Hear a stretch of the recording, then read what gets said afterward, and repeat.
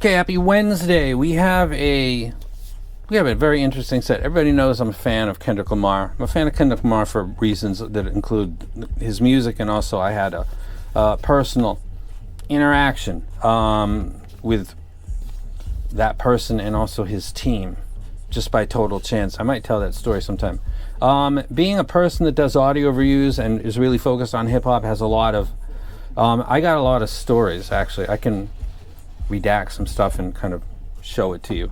And I reached out to TDE to ask a couple questions before I do the full review. But this is the Fir Audio KR5, and I'm interested in it because it's the set that Kendrick Lamar is using for the Super Bowl. 100% sure of that, because Fir Audio advertised that.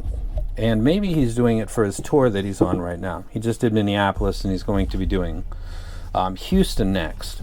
You open up the top and you get the warranty card, and then you get a little note that's kind of also about the warranty information. You get your Fir Audio Space Force, which looks like it's got the glue in the back, so you can use... I'm actually a member of the Space Force because I've got the RN6, which I'm a very big fan of. I love it. So this is how it looks when you open up the box. I'm going to go ahead and use this as an educational moment for people, especially if you buy expensive stuff.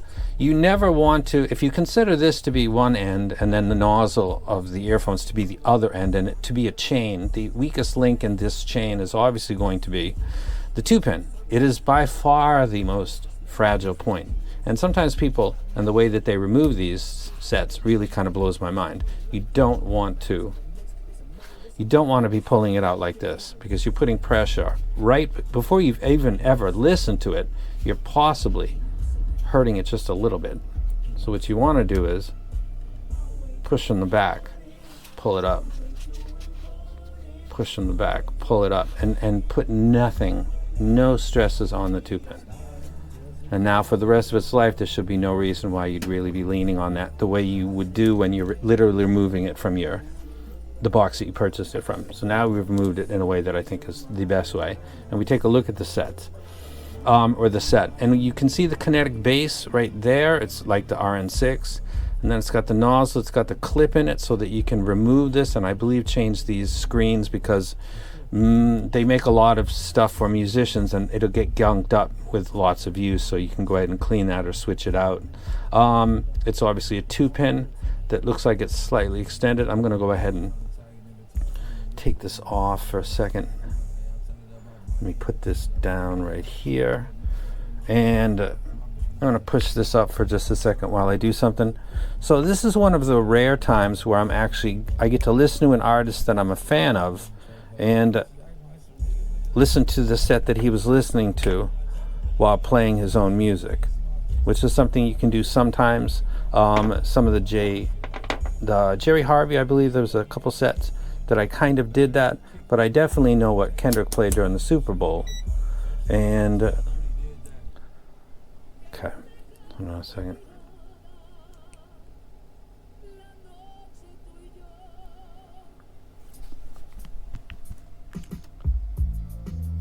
Okay, that's basically kind of the resistance that's going through the cable right there. With lower number is better. Depending on the type of earphone that you're listening to,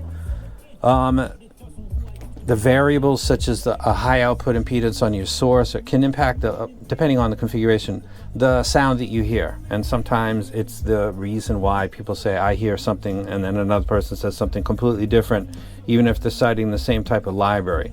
While I got this out, let's look at it.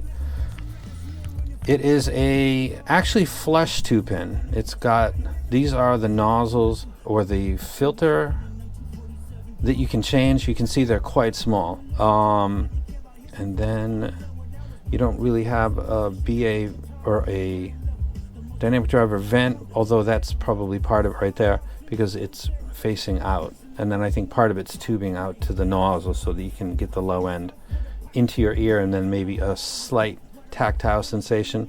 Then also, while we're here, we've got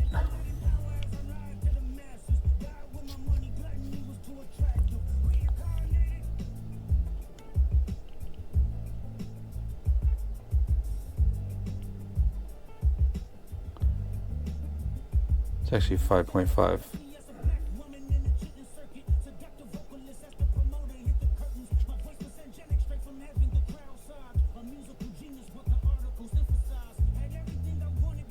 5.5, which is pretty standard.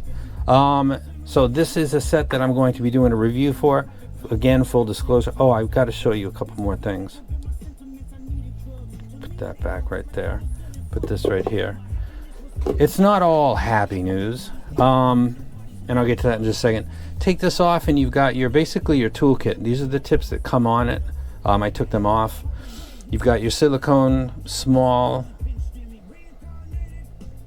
maybe medium, small, medium, large, and then you've got foams that are small, medium, large. And then you can see here you've got your nozzles, your maybe dampeners. These are very small. Be very careful. Don't do this over a carpet. Finding this in like a plush carpet would be just a absolute nightmare. I'm always nervous and very focused when I switch these on RN6, and I actually don't. I found my preferred config. This is the tool right here that changes those filters. And then you've got a cleaning tool right here, and then you've got the little hook that I believe you can remove those filter clips on the inside right there. So you've got your toolkit basically right here. The only thing that I noticed when I did my original unbox that I had to ditch because there's something wrong with that GoPro is this box that's right here. It doesn't actually have anything in it, not paperwork or anything. So I don't know. I'll ask Fir if this is just like a relic and they're not really using this because they switched to something else, or because I don't think I'm missing anything. I do have the warranty slip, so I'm not sure what that's all about, but I'll say that publicly because again I paid just like you would if you were to pick this set, and I don't know what that whole 25% of storage area is. It's a box, but there's actually nothing in the box. When I do my full review, I will update with what Fir Audio said, which is probably that they put something in someplace else yet, and they don't, to keep it from moving around, they just keep that in there. So I got this, I got that. The toolkit's on the inside of the puck, and I'm not sure what that other part is for. Maybe it's just a legacy storage that is no longer used. So that's the KR5, and I'm gonna listen to some music from Kendrick Lamar's tour and also from his Super Bowl and try to just enjoy the music. There's a lot of people out there that are in this hobby because pretty much like Hi-Fi Go came into a comment section in Hi-Fi Guides and said, hey friend, how would you be interested if we sent you a set, if you could go ahead and give some comments on social media about it. Like that's how they got into the hobby. And then a year later they're saying, you know what, this sounds good, but compared to this and with some graph in the background, it's lacking a little bit of energy, and the vocals seem to be somewhat subdued. And then there's the whole, like, I'm not really sure what they're listening to a lot of the time. But that's kind of post, I can't say the word, but that what event happened that kind of slowed down the whole world a little bit. It got infused with a lot of people that are kind of like students, and they're going to be gone in a couple of years, and they take this very lightly. And I kind of blame companies like Hi-Fi Go as well for stuff like that, because you're recruiting people that you can, I'll leave that out. So this is the KR5 review will be coming up. If you're a fan of high quality IEMs or Kendrick Lamar or both, that might be an interesting video. And again, I'm going to reach out to, I already have to TDE and try to get a little bit more info about why they're using this set and how that came about. Or Fir Audio will tell me, or they both will. And I'll share that without doing DM shares. I'll just tell you about it in the video. That's it, and I'm out.